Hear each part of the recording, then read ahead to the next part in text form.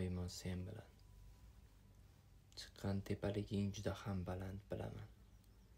Tayanadigan shoxlaring singan, yurar yo'ling tikanli, ustingdagi yuk juda ham og'ir. Ustiga ustak qayerga ketayotganingni ham bilmaysan. Charchading. Shu qadar toliqdingki, biroz bo'lsa-da dunyo tashvishlaridan uzoqlashib, oz bo'lsa-da huzur uchun nimalarni fido etmading, to'g'rimi? Oson emas albatta. Insonlarga sevish, bir insonning qalbini ko'ngliga joy etish ham malol kelayotgan bir zamonda sen butun boshli hayoting yukini yelkalab yurishga tirishmoqdasan. Qanchadan qancha kishilar uydan yolg'iz holda chiqishga qo'rqib turgan bir paytda sen bir o'zing hammasi bilan kurashyapsan. Siqilding.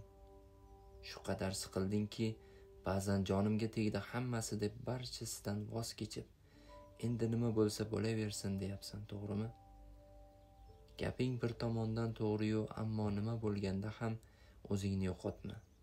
Ko'ngling toliqqan bo'lsa ham tilingdan duolaringni tushirma.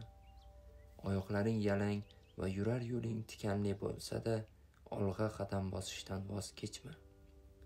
Albatta Alloh bir kuni ko'nglingni orom oldiradigan bir yelkadoshni nasib qiladi. Yana biroz g'ayrat qil. Albatta Alloh yo'llaringni ravon qiladi va senga xatarsiz bir chiqish yo'li lutf etadi. Biroq zinhor Rabbingning senga yordam berishiga shubha qilma. Shuni unutmaki, haqli bo'lganlarning zarradek bo'lsin oxir yerda qolmaydi. Chunki Alloh to'g'ri yo'lda yurganlarni ko'zida yosh bilan yoki g'am, alam girdobiga tashlab qo'ymaydi. Ha, bilaman. Hayoting murakkab, yuking esa og'ir. Ammo unutmaki, Alloh doimo sen bilan. Eng maqbuli hech kimni xafa qilmagan va hech kimning haqqiga tajovuz etmagan holda yo'lingda yurishda davom et. Shunda Alloh har qanday qiyinchilikni osonlik tomon buradi va seni bir kun murodingga yetkazadi. Unutma, Alloh doimo haq yo'lda yurganlar bilan birgadir. Sabr qil.